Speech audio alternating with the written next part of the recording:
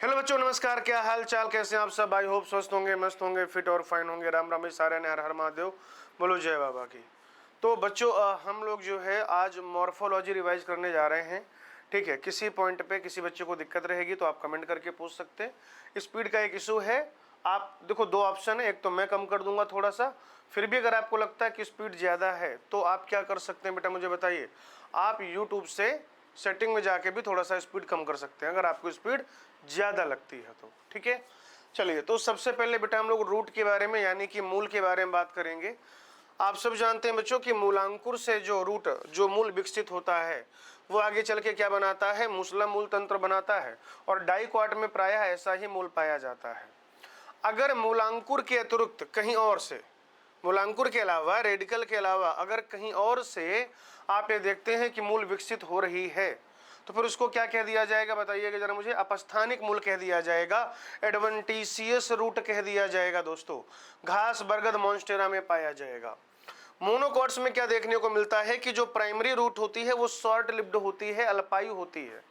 ठीक है, कैसा होता है, शॉर्ट लिव्ड यानी कि अल्पायु। तो फिर क्या होता है कि तने के बेस से, तने के आधार से रूट का, मूल का एक गुच्छा निकलता है। झकड़ा जड़ तंत्र कह देंगे या रेशेदार मूल कह देंगे, फाइब्रस रूट कह दिया जाता है। ठीक है, मोनोकॉट्स में ऐसा ही पाया जाएगा। अगर आप फंक्शन की बात करें तो जल और खनिज का अवशोषण हो जाएगा, पादप को एकदम मिट्टी में जकड़ के रखना मूल का कार्य हो जाएगा, भोजन संचय, और साथ ही साथ जो प्लांट ग्रोथ रेगुलेटर हैं, पादप वृद्धि नियामक हैं, उनका निर्माण भी एक फंक्शन हो जाएगा। रूपांतरण की अगर हम लोग बात करें तो मूल के अलग अलग रूपांतरण है बच्चों। भोजन संग्रह के लिए यानी रूट क्या करेगा, खाना इकट्ठा करेगा, भोजन को एकत्रित करके रखेगा, संग्रहित करके रखेगा। मूली शलजम में देखने को मिलेगा। नाइट्रोजन स्थिरीकरण करने के लिए ग्रंथिल मूल पाई जाती है, गांठ होती है बेटा। रूट में क्या पाई जाएगी, गांठ पाई जाएगी। दाल कुल के पौधों में ऐसा देखने को मिलेगा। श्वसन मूल, ऐसे पादप जो दलदली क्षेत्रों में उगते हैं, वहां पर क्या होता है, ऑक्सीजन की कमी होती है, तो मूल जो है ऊपर की तरफ ऐसे समझिए सॉइल के बाहर आ जाती है। श्वसनी मूल कहेंगे, राइजोफोरा एविसिनिया इन पादपों में देखने को मिलेगी। कंदिल मूल बेटा आपको मिराबिलिस में देखने को मिलेगा। किसमें देखने को मिलेगा, मिराबिलिस।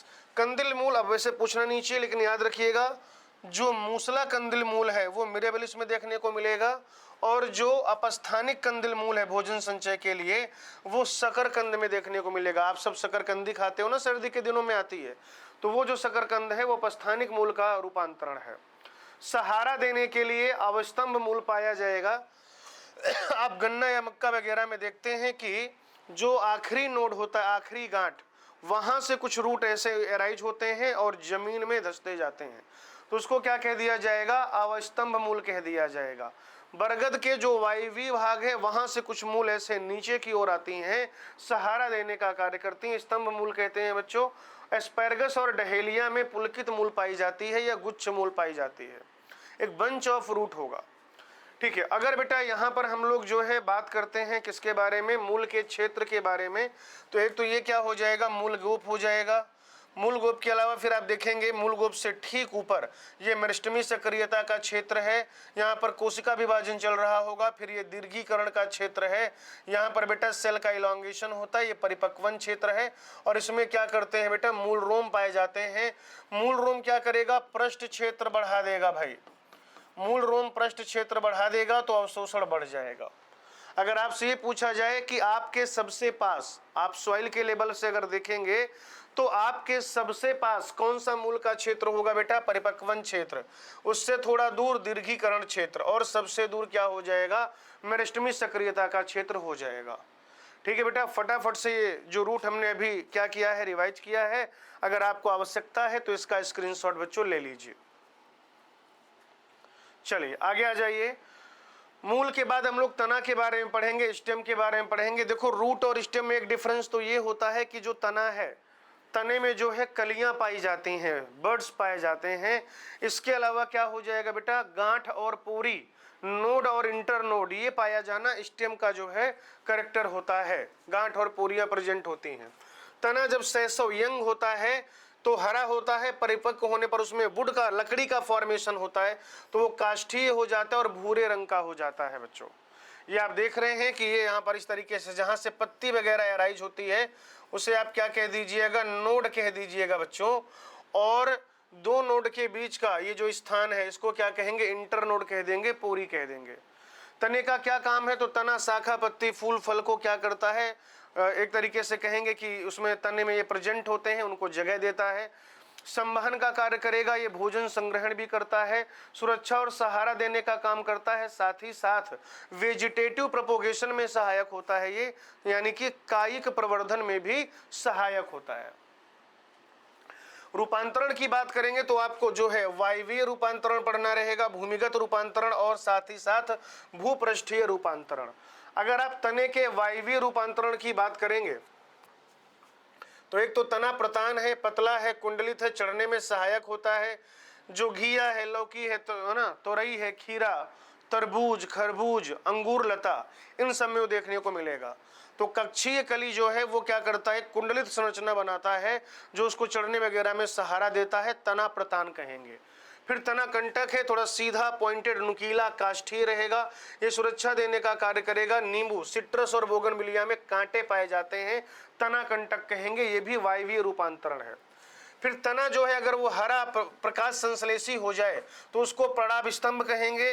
अगर एक आसान सा सवाल उन्हें पूछना हुआ तो ये रहा एक रीनीट का सवाल, ठीक है, प्रणाभ स्तंभ हरा और प्रकाश संश्लेषी हो जाएगा अगर ये बेलनाकार है।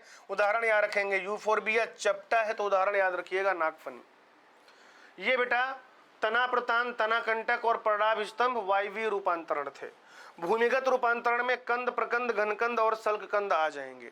क्या आ जाएगा, कंद, प्रकंद, घनकंद, सल्ककंद। कंद जो है ट्यूबर को कहते हैं, राइजोम को प्रकंद कहेंगे, कॉर्म को घनकंद और बल्ब को सल्ककंद। ठीक है, कंद का उदाहरण हो जाएगा आलू, और आलू में जो आंख पाई जाती है, आलू में जो आई होती है आंख, वो कक्षीय कली को प्रदर्शित करती है। प्रकंद यानी राइजोम का उदाहरण हो जाएगा हल्दी, अदरक, केला। घनकंद यानी कॉर्म का उदाहरण हो जाएगा अरबी जमीन कंद, और सल्क कंद का उदाहरण हो जाएगा बेटा, बल्ब का उदाहरण क्या हो जाएगा, लहसुन और प्याज। ठीक है, भूपृष्ठीय रूपांतरण में हम लोग कहेंगे कि जो सब एरियल रूपांतरण है, सब एरियल मॉडिफिकेशन है, ऊपरी भूस्तारी, भूस्तारी, अंता भूस्तारी, भूस्तारिका, रनर, स्टोलोन, सकर और ऑफसेट। तो ऊपरी भूस्तारी का उदाहरण आप याद रखिएगा घास, ऑक्जेलिस।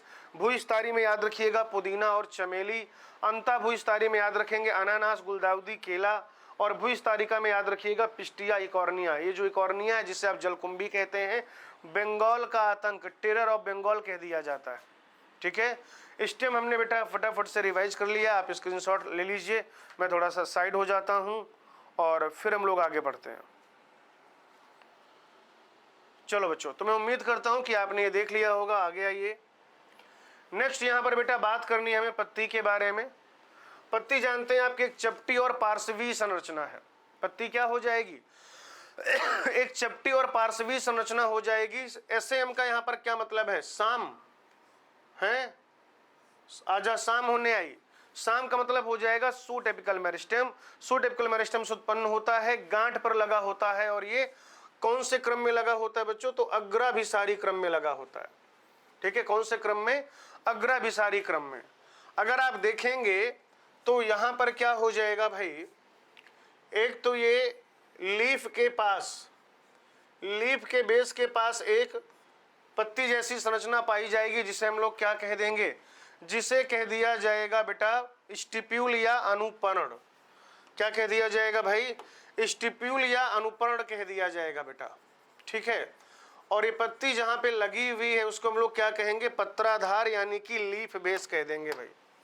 क्या कह देंगे बच्चों, पत्राधार या लीफ बेस। और यहीं पर इस स्टेम और लीफ के एक्सियल में क्या लगी होती है, कक्षीय कलिका या कक्षीय कली लगी हुई होती है। ठीक है, अगर आप देखेंगे तो मोनोकॉट में क्या होता है बेटा चादरी जो है, चादरी परिणाधार पाया जाता है। ठीक है ना, जो पूर्ण या आंशिक रूप से, देखिए यहां से सवाल बन सकता है। लीफ में बहुत सारी चीजें हैं, एक सवाल लीफ का जरूर बनना चाहिए रीनीट 2026 में, उसमें मैं बताता हूं। एक तो ये सवाल, या फिर पर्ण विन्यास का सवाल, और या फिर बेटा यहां पर आप देखेंगे पत्ती के रूपांतरण।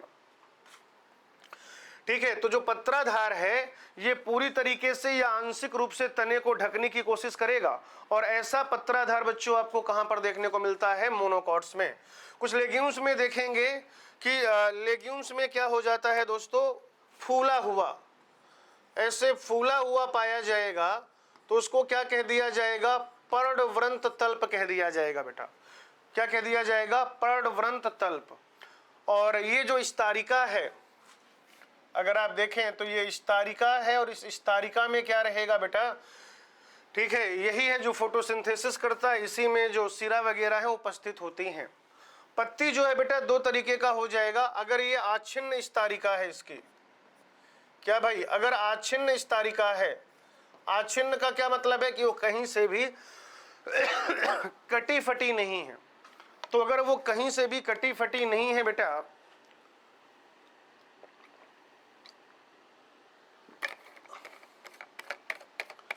तो उसको क्या कह दिया जाएगा? बोलो भाई। उसको कह दिया जाएगा सरल पत्ती। लेकिन अगर वो पत्रक में, अगर जो है वो पत्रक में विभक्त हो जाए, स्तरिका के अगर कटा, या तो स्तरिका मतलब क्या है? कटी हुई है ही नहीं है, और अगर कटी हुई है भी सही तो वो कटाव मुख्य सिरा तक नहीं आते हैं, तो उसे सरल पत्ती कहेंगे। अगर वो कटाव वैसे मुख्य सिरा तक आ जाए, अच्छा ये रैकिस दिखाने की कोशिश की गई है यहां पर, ठीक है, रैकिस, ठीक है, रैकिस हो जाएगा दोस्तों, ये नीम वगैरह में देखने को मिलता है, ठीक है ना। चलिए एक चीज याद रखिएगा, जो कक्षीय कली है, कक्षीय कली, वो सरल पत्ती हो चाहे संयुक्त पत्ती हो, अच्छा स्टेटमेंट टाइप का सवाल बोलने जा रहा हूं, चाहे सरल पत्ती हो चाहे संयुक्त पत्ती हो, दोनों में लीफ बेस के पास क्या पाया जा सकता है? कली पाई जा सकती है। पत्रक जो होते हैं, लीफलेट जो होते हैं संयुक्त पत्ती में, वहां पर कक्षीय कली नहीं होती है। ये जो संयुक्त पत्तियां बेटा दो तरीके की हो जाएंगी, याद रखिएगा आप लोग, ठीक है, दो तरीके की हो जाएंगी बेटा। एक हो जाएंगी पिच्छाकार, और जो पिच्छाकार संयुक्त पत्ती है वो कहां पर पाई जा रही है? नीम में पाई जा रही है। और जो हस्ताकार संयुक्त पत्ती है वो कहां पर पाई जा रही है? सिल कपास में पाई जा रही है। सिरा विन्यास की अगर आप बात करेंगे, अगर इस तरीके से जालिकावत है, तो जो डाइकॉट है, यूजुअली डाइकॉट में जालिकावत सिरा विन्यास होता है और मोनोकॉट में समानांतर सिरा विन्यास होता है। अगर हम लोग यहां पर बात करते हैं बच्चों किसके बारे में? पर्ण विन्यास के बारे में। पर्ण विन्यास के बारे में अगर हम लोग बात करेंगे तो ये हो जाएगा सम्मुख। सम्मुख का क्या मतलब होता है? अपोजिट। तो जो आंख है यानी कि कैलोट्रोपिस और जो अमरूद है उनमें सम्मुख सिरा विन्यास है, सॉरी सम्मुख पर्ण विन्यास है। ये ऐसे एक नोड से दो पत्तियां ऐसे अपोजिट डायरेक्शन में होंगी। एकांतर सिरा विन्यास आपको गुड़हल, सरसों, सूरजमुखी में देखने को मिलेगा। ये एक एक के अंतर में ऐसे पत्तियां लगी होती हैं। और चक्करदार अल्स्टोनिया में देखने को मिलेगा कि एक नोड से ऐसे ये बहुत सारी पत्तियां एराइज हो रही हैं, पत्तियों का पूरा ग्रुप, पूरा चक्कर एराइज हो रहा है, ठीक है। नेक्स्ट बात करते हैं पत्ती के रूपांतरण की। तो पत्ती जो है पर्ण प्रतान, पत्ती का रूपांतरण भी प्रतान बनाता है, वही ऊपर चढ़ने में सहायता करेगा। मटर में पाया जाएगा। देखिए लौकी, तोरई, अंगूर में जो प्रतान है वो तने का रूपांतरण है, लेकिन मटर में जो प्रतान पाया जाता है वो मूल का, माफ कीजिएगा, वो पत्ती का रूपांतरण है, पूछा जाता है। सूल यानी कि कांटा पाया जाएगा, कैक्टस वगैरह में रक्षा का कार्य करेगा। प्याज और लहसुन में गूदेदार पत्तियां पाई जाती हैं जो भोजन का संग्रह करती हैं। ऑस्ट्रेलियन अकेसिया में क्या होता है? पर्णवृंत जो है वो प्रकाश संश्लेषी हो जाता है। घटपरड़ी हो गया या वीनस फ्लाई ट्रैप हो गया, ये कीट भक्षी पादप हैं। और घटपरड़ी वगैरह में भी आप देखेंगे कि क्या है, वो जो कीट भक्षी भाग है वो पत्तियों का ही रूपांतरण होता है, एक रूपांतरित पत्ती होती है। It is all about leaf. एक बार फटाफट से बेटा स्क्रीनशॉट ले लीजिए, फिर आगे बढ़ते हैं। चलो भाई नेक्स्ट पुष्प क्रम की बात करेंगे बेटा हम लोग, ठीक है। तो असीम आक्षी है और ससीम आक्षी है। तो आप देखिएगा कि जो असीम आक्षी पुष्प क्रम है इसमें पुष्प जो होते हैं वो अग्राभिसारी क्रम में लगे होते हैं, कौन से क्रम में लगे होते हैं? अग्राभिसारी। जबकि ससीमाक्षी में ये कैसे लगे होते हैं? तलाभिसारी क्रम में लगे होते हैं। मुख्य अक्ष की असीमित वृद्धि होती है असीमाक्षी में, और मुख्य अक्ष की सीमित वृद्धि होती है कहां पर बेटा? ससीमाक्षी में। पुष्प के जो भाग हैं, अगर वो 3 के मल्टीपल में प्रेजेंट है तो तृतीय कहेंगे, और तृतीय सामान्यतया मोनोकॉट में पाया जाता है। और अगर बेटा वो 4 या 5 के मल्टीपल में है, जो पुष्पीय उपांग हैं, फ्लोरल अपेंडेजेज, अगर वो 4 या 5 के मल्टीपल में है तो पुष्प को क्या कह दिया जाएगा? टेट्रामेरस या पेंटामेरस, यानी कि चतुष्टयी या फिर पंचतयी। और ऐसा आपको प्रायः डाइकॉट में देखने को मिलेगा। ठीक है, आप देख रहे हैं कि ये क्या हो जाएगा? पुष्पवंत हो जाएगा। फिर ये जो फूला हुआ भाग है पुष्पासन कहेंगे। सबसे बाहर जो पाया जा रहा है बाह्यदलपुंज यानी कि कैलिक्स हो जाएगा, संयुक्त या पृथक हो सकता है। ठीक है, फिर जो है क्या पाया जा रहा है? कोरोला यूनिट को क्या कहेंगे? पेटल, ये भी संयुक्त या पृथक हो सकता है। फिर ये अगर आप देखिएगा बेटा पुंकेसर है, पुंकेसर स्टेमन कहेंगे जो मिलकर पुमंग बनाता है। इसमें मुख्यतः 2 भाग हो जाएंगे, एक फिलामेंट तंतु पुतंतु कहते हैं जिसको, और दूसरा परागकोश यानी कि एंथर। ये जो है आप देखिएगा स्त्री केसर है, पिस्टिल जो मिलके जायांग बनाता है, इसके 3 भाग हो जाएंगे। ये जो आधारी भाग है फूला हुआ अंडाशय यानी कि ओवरी कहेंगे। सबसे ऊपर वाला जो भाग है उसको वर्तिकाग्र कहा जाएगा, और ये जो नलिका जैसी संरचना इसको वर्तिका कहते हैं। इस अंडाशयी फूले हुए भाग में क्या होता है बेटा? एक खाली जगह होती है जिसे अंडाशयी गुहा कहते हैं, और उसी अंडाशयी गुहा में क्या उपस्थित होते हैं? ओव्यूल यानी कि बीजांड उपस्थित होते हैं।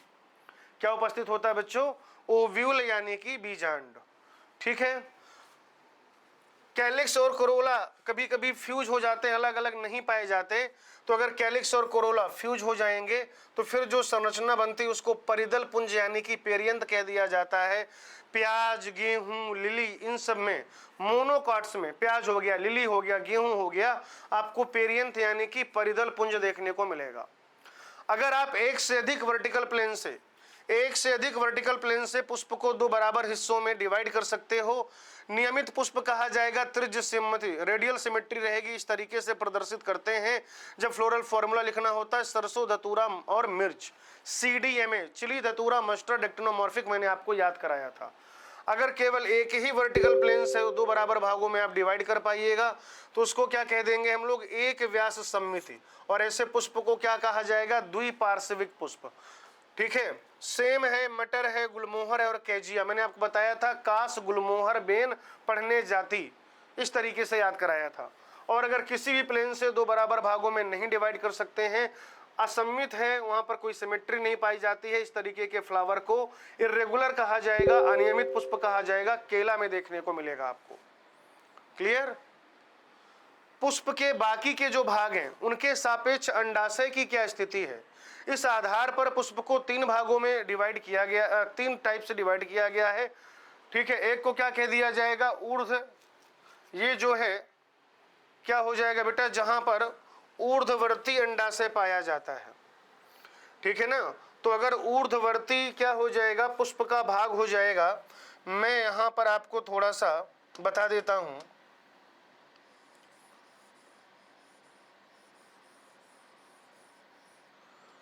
यहां पे ओवरी कैसा रहेगा बेटा? सुपीरियर,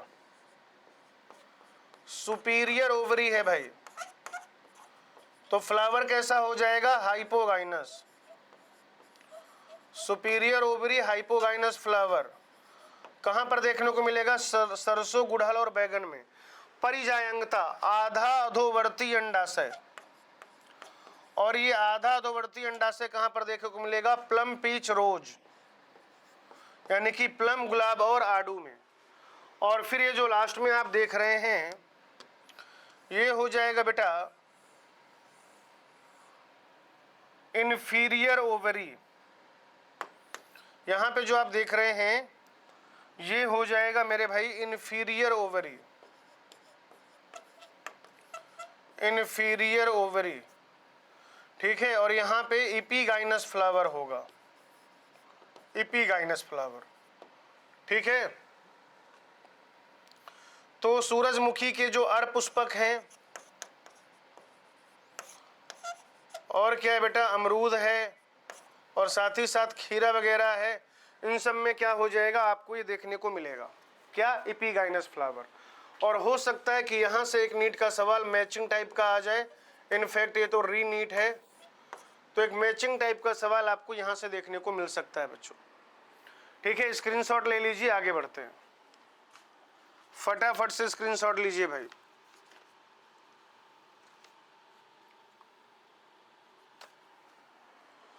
चलिए आगे आ जाइए बेटा।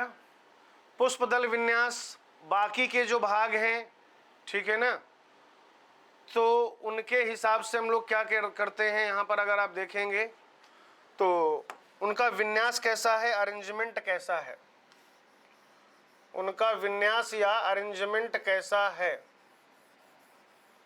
ठीक है ना। चलिए, तो ये कौन कौन सा हो जाएगा, एक तो हो जाएगा बच्चों कोर स्पर्शी, जो कैलोट्रोपिस में देखने को मिलेगा, कोर स्पर्शी। फिर व्यावर्तित जो है वो गुड़हल भिंडी कपास में देखने को मिलेगा। फिर है कोर छादी, जो कैजिया और गुलमोहर में देखने को मिलेगा। और बेटा फिर है वैक्जिलरी। फिर कौन सा है बेटा, वैक्जिलरी। तो ये जो वैक्जिलरी है ये आपको मटर में देखने को मिलेगा, ठीक है ना। वैक्जिलरी कहां पर देखने को मिलेगा बेटा, मटर में देखने को मिलेगा भाई, ठीक है। कोर स्पर्शी, कैलोट्रोपिस, व्यावर्तित, गुड़हल भिंडी कपास, कोर छादी, केजिया गुलमोहर और वैक्जिलरी जो है मटर। ये अभी इसका एक मैचिंग टाइप सवाल आपको देखने को मिल सकता है। पुमंग की अगर आप बात करेंगे, पुमंग का यूनिट है पुंकेसर। पुंकेसर के दो भाग हो जाएंगे, परागकोश हो जाएगा और इधर ये क्या हो जाएगा, तंतु हो जाएगा। परागकोश जो होता है सामान्यतः कैसा होता है बच्चों, द्विपालित होता है, और प्रत्येक पाली में आप देखेंगे कि दो कोष्ठ होते हैं। तो देखिए ये एक पाली, ये दूसरी पाली, इस एक पाली में एक दो कोष्ठ, एक दो कोष्ठ, ठीक है। बैगन में दल लग्न अवस्था होती है, लिली में परिदल लग्न अवस्था होती है। एक संघी पुंकेसर गुड़हल में देखने को मिलेंगे, द्विसंघी मटर में, बहुसंघी नींबू में। भिन्न भिन्न लंबाई वाले जो तंतु हैं वो आपको साल्विया में देखने को मिलेंगे, और साल्विया जो है वहां पे डाइडायनामस कंडीशन होती है, और सरसों में देखने को मिलेगा जहां पर टेट्राडायनामस कंडीशन होती है बेटा, टेट्राडायनामस। क्लियर। जायांग की अगर आप बात करोगे, जायांग यूनिट हो जाएगा अंडप। अगर एक अंडप है तो एक अंडपी अंडाशय कहेंगे, ठीक है। और अगर एक से ज्यादा है तो बहुअंडपी कहेंगे। और बच्चों अगर ये एक से ज्यादा है, बहुत ध्यान से समझिएगा, अगर ये एक से ज्यादा है तो फिर ये एक से ज्यादा है और अलग अलग पाए जा रहे हैं, एक से ज्यादा है और अलग अलग पाए जा रहे हैं, तो क्या कह दिया जाएगा, वियुक्त अंडपी, वियुक्त अंडपी कह दिया जाएगा बेटा। एपोकार्पस उदाहरण हो जाएगा गुलाब और कमल। युक्त अंडपी सिंकार्पस का एग्जाम्पल हो जाएगा मटर और टमाटर। क्या हो जाएगा बेटा, मटर और टमाटर हो जाएगा, ठीक है। चलिए अगर आप बात कर रहे हैं यहाँ पर बीजांड न्यास की, ठीक है, अगर बेटा आप बीजांड न्यास की बात कर रहे हैं, अभी 3 मई वाले पेपर में ये आया भी था, 3 मई वाले में बेटा आया था ये, तो मैं यहाँ पे लिख देता हूँ।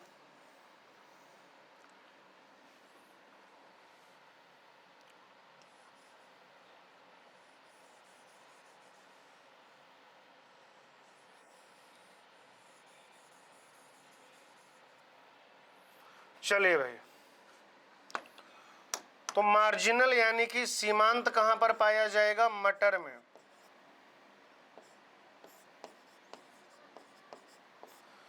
एक्जियल यानी कि अक्षीय कहां पर पाया जाएगा बेटा, एक्जियल गुड़हल टमाटर नींबू में।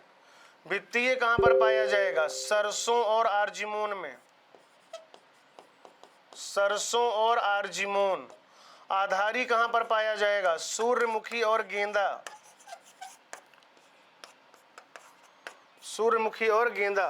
मुक्त स्तंभी कहां पर पाया जाएगा, डायंथस और प्रिमरोज, डायंथस और प्रिमरोज में पाया जाएगा भाई।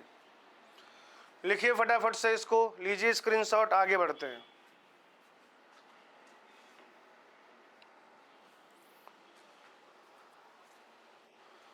चलो बेटा फल की अगर आप बात करते हो तो जो परिपक्व अंडाशय होता है उसे फल कहते हैं। फल में दो चीजें पाई जाती हैं, बीज और फल भित्ति। फल भित्ति शुष्क हो सकती है या फिर गूदेदार हो सकती है। अगर ये गूदेदार है तो फिर इसको बाह्य फल भित्ति, मध्य फल भित्ति और अंतः फल भित्ति में विभाजित करेंगे। अगर बिना निषेचन के फल का निर्माण होता है तो इनको कह दिया जाएगा अनिषेक फल या अनिषेकी फल। बिना निषेचन के फल का निर्माण होता है, केला वगैरह में आप देखेंगे। आष्ठिल जो होता है बेटा, ड्रूप, ठीक है ना, तो एक अंडपी ऊर्ध्ववर्ती अंडाशय, ठीक है ना। ड्रूप में अगर आप देखेंगे तो सिंगल सीड पाया जाता है, एक बीज पाया जाता है, एक अंडपी ऊर्ध्ववर्ती अंडाशय से विकसित होता है। क्लियर, ये चीज अपने को ध्यान में रखनी है भाई। अब आष्ठिल कहाँ कहाँ पर पाया जा रहा है? आष्ठिल यानी कि ड्रूप, एक तो आम में पाया जाएगा बेटा, आम में पाया जाएगा, और दूसरा कहाँ पर पाया जा रहा है? नारियल में। यहाँ पर आम में जो खाने योग्य भाग है वो मध्य फल भित्ति है। याद रखिएगा, नारियल का खाने योग्य भाग इंडोस्पर्म होता है। इसकी जो फल मध्य फल भित्ति है कैसी होती है? तंतुमयी होती है बेटा, फाइब्रस, तंतुमयी। निषेचित जो बीजांड है, निषेचित बीजांड को क्या कह दिया जाएगा? बीज कह दिया जाएगा। बीज में मुख्यतः दो चीजें होती हैं, एक तो बीजावरण और दूसरा भ्रूण। और भ्रूण में अगर आप देखेंगे तो जो बाहरी बीज आवरण और भ्रूण हो गया, बाहरी बीज आवरण को टेस्टा कहेंगे, इनर वाले को टेगमन कहेंगे। भ्रूण में मुख्यतः तीन चीजें हैं, क्या क्या हो जाएगा बताइए? मूलांकुर है, भ्रूणयक्ष है, बीज पत्र है। अगर एक बीज पत्र उपस्थित है मोनोकॉट कहेंगे, दो बीज पत्र उपस्थित है तो क्या हो जाएगा बताइए मुझे? उसको कह दिया जाएगा बेटा, क्या कह दिया जाएगा? डाइकॉट या द्विबीजपत्री कह दिया जाएगा बच्चों। ठीक है, आप देख रहे हैं ये मूलांकुर है, इधर ये प्रांकुर है और ये दो बीज पत्र हैं। ये एक छत चिन्ह है बेटा, नाभिका, और इधर बीजांड द्वार, और ये बीज आवरण दिखाया है, चना है, एनसीईआरटी का डायग्राम है। ये जो है बहुत सारा क्या हो जाएगा? भ्रूण पोष हो जाएगा, बीज आवरण इधर, क्लियर, और फिर ये मूलांकुर चोल हो जाएगा। ये प्रांकुर है तो इधर ये प्रांकुर चोल हो जाएगा। ठीक है, याद रखिएगा। स्क्यूटेलम पे सवाल पूछा जाता है कि मोनोकॉट में जो एक बीजपत्री बीज होते हैं उनमें एक पाया जाता है सील्ड शेप का, ढाल के आकार का बीज पत्र। ठीक है, बीज जो है दो तरीके के हो जाएंगे, एक हो जाएगा भ्रूणपोषी, ठीक है, और दूसरे हो जाएंगे अभ्रूणपोषी। तो डाइकॉट हो गया, ऑर्किड हो गया, इनका जो भ्रूण है वो सीड के इनका जो भ्रूण पोष है वो सीड के डेवलपमेंट में पूरा कंज्यूम हो जाता है, ना के बराबर बचता है, अभ्रूणपोषी कहेंगे। मोनोकॉट में, आरंड में या सोलेनेसी में भ्रूणपोष बचा रहता है तो इनको भ्रूणपोषी बीज कह दिया जाएगा। बहुत इंपॉर्टेंट स्लाइड है, सवाल देखने को मिल सकता है। ठीक है, मार्क कर लीजिए इसको। नेक्स्ट आई बच्चों, मैंने सिर्फ दो ही फैमिली यहाँ पर ली हैं, सिर्फ दो फैमिली ली हैं बेटा। बाकी आपको फैमिली के लिए मैंने एक जो वो डाला था 2-3 मिनट का वीडियो, वहां से देख लेना है।